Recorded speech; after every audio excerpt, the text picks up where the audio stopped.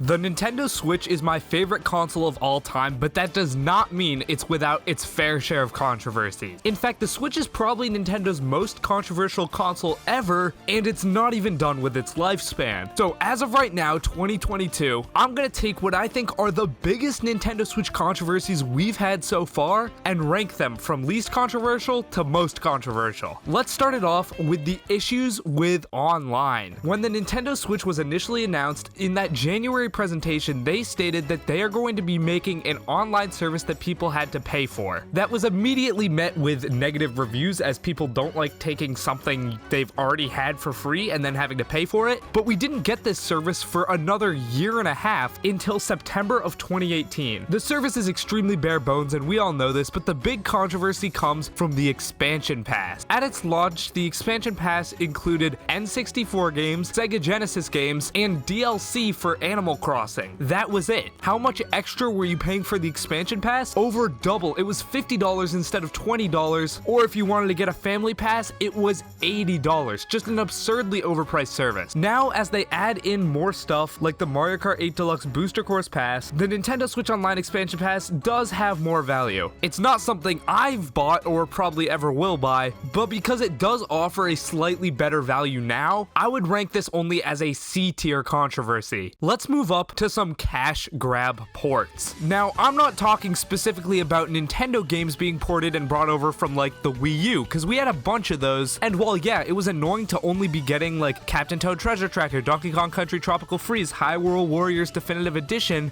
at least these games run well, play well, and they're overall good games. But since the Switch is underpowered and the archaic eShop policy means there are no refunds ever, you have ports such as the GTA Trilogy Remastered port, which I actually bought day one. It straight up does not work on Switch. It is unplayable. I have not had like an experience this brutal ever where I've purchased a game and just straight can't play it. That's what I get for not waiting for reviews. But Rockstar not sending out Switch review codes, combined with Nintendo not allowing for refunds, combined with just a terrible port job all around, the game lags when it rains. Like, these are PS2 games. What are we doing? It is an absolutely atrocious game. Developers are essentially stealing people's money by doing this. However, even though Rockstar released an arguably unplayable game, that's honestly not even as bad as what EA has been doing for the past however many years. So you might notice if you ever buy a FIFA game on Switch that you're not actually buying, what is it, FIFA 22. You're buying the FIFA 22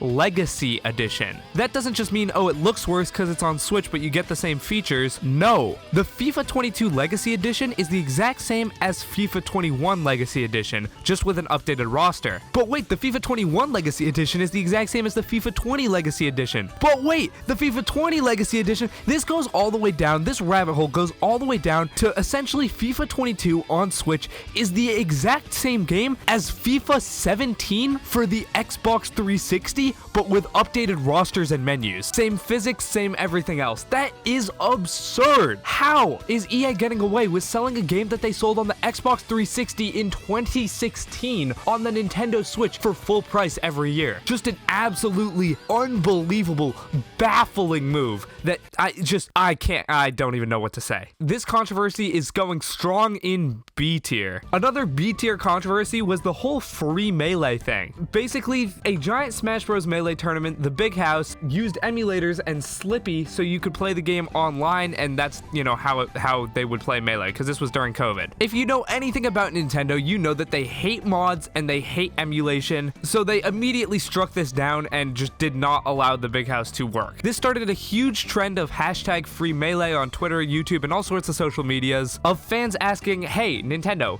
if you're not even gonna, you know, let us mod your super old game, let us pay for like a version with online, like put it on Switch with online, let us pay you, like we just want to play this game online. Obviously Nintendo does not care. Many people think that Nintendo's hatred and contempt for the Melee community stems from Melee often having bigger tournament showings than Nintendo's current Smash Bros games, obviously being Smash 4 during the Wii U era and now Smash Ultimate. Smash Ultimate is a game obviously Nintendo is making insane profit off of, Melee is not. So Nintendo does not like it when Melee hits the news bigger than Ultimate, therefore they've been, you know, shutting down events and stuff, and that led to the whole hashtag free Melee thing. I'd put this in B tier because it was a huge deal at the time, but Nintendo's kind of always been like this, so it didn't really come as a huge surprise to anyone. What was very surprising though was our next controversy, limited time releases. During Mario's 35th anniversary, Nintendo had two great games to celebrate this anniversary. These were Super Mario 3D All-Stars and Mario 35. Mario 3D All-Stars is just a compilation, so the fact that they stopped selling it after March 31st, 2021,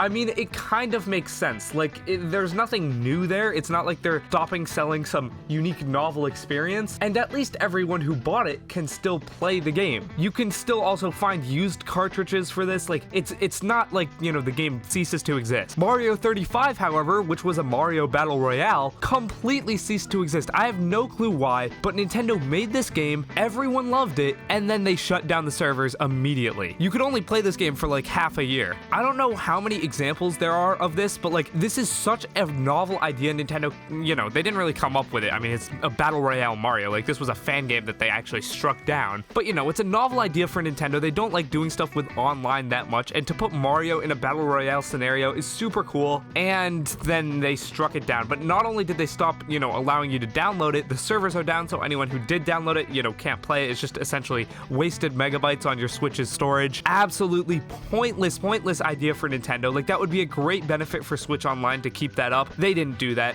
They'd rather just not spend the money on servers, I guess. I don't even know why they shut that down. That's an A tier controversy because it's just so brain dead, but it doesn't hold a candle to the king of all controversies on the Nintendo Switch. You guys know what I'm about to say. Joy-Con drift. Now, everyone knows Joy-Con drift, so I'll only explain it briefly, but did you know there are multiple like lawsuits where people are suing Nintendo for class action lawsuits about Joy-Con drift? And I'm just gonna be honest, what Nintendo's using as their defense is absurd. It blows everything else we've said in this video out of the water, so I'll get to that in a minute. Somehow, in case you haven't noticed, if you have a Nintendo Switch Joy-Con for a while, and obviously you don't just leave it in the dock forever, or you actually use it outside, the analog sticks on those controllers will eventually start to stop working. Essentially, they'll start drifting in certain directions, it'll be harder to use them, they'll become less responsive, and this is an issue that is very widespread. Almost every Nintendo Switch I know of that has been out in the wild for over 2 years has this issue, and Nintendo not only refuses to acknowledge it, but for the longest time they said, hey, if this happens, this is your fault. You know, this is not an issue we've ever discovered, so blah blah blah, it's your fault. Like, essentially, screw you. That's what Nintendo said, and now one pair of moms has been suing Nintendo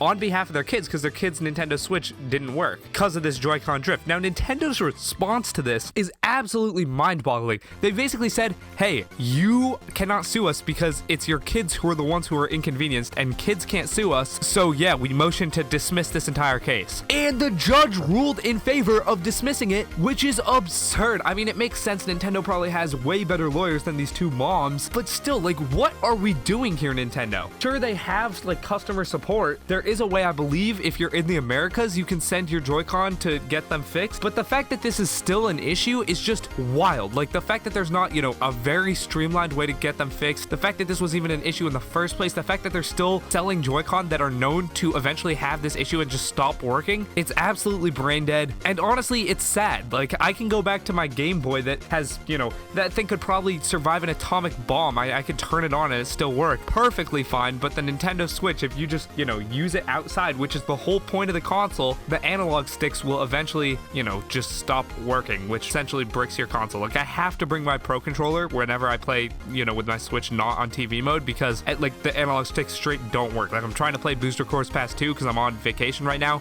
I literally just, it's unbearable. So yeah, Joy-Con drift is definitely an S tier controversy. The biggest controversy the Switch has ever had, and probably ever will have. Hopefully, at least. Joy-Con drift is terrible, but let me know what you guys think down in the comments below. Did I miss a controversy? It's very possible. As I said, Nintendo Switch has been pretty controversial for Nintendo, so let me know down in the comments below. Subscribe if you're new. With that out of the way, I'm Thomas from the Switch Shop signing off. Peace.